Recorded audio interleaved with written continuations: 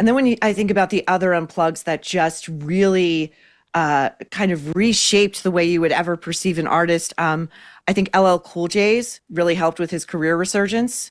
That was my Um, favorite unplugged of all. was it? Yes. Tell me why.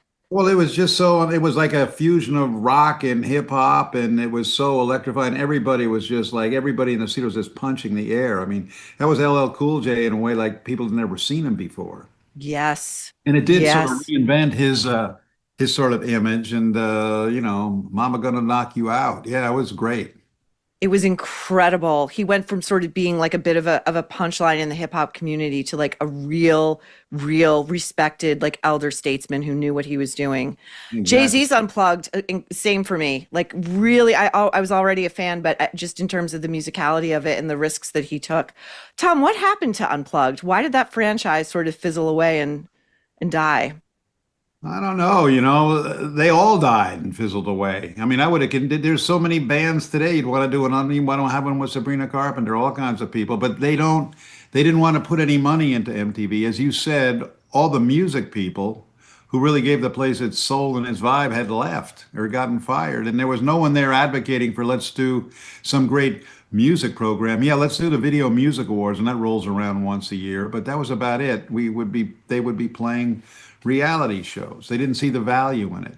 There's still, I don't know how many unplugged episodes, but there's a loads of them in the library, and they're all, REM. There's so many great ones. Bob Dylan and Paul McCartney. I mean, you go back to the rock pantheon people. They all did them. Eric Clapton.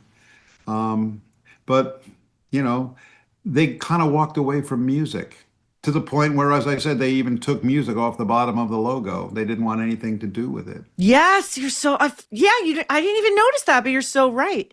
And now it's like the legacy what MTV wrought, we get like American Idol and The Voice and like primetime entertainments that just feel like the opposite of really like there's very little danger left in popular music today, I think. Very few performers who feel dangerous.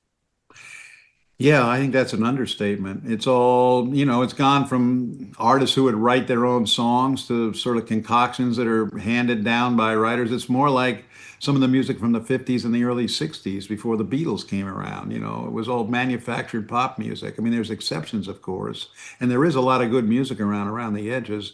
But for most of the mainstream pop, I don't know. I don't know that it has lasting value. It's a little out of my range right now, but I don't see any danger, that's for sure.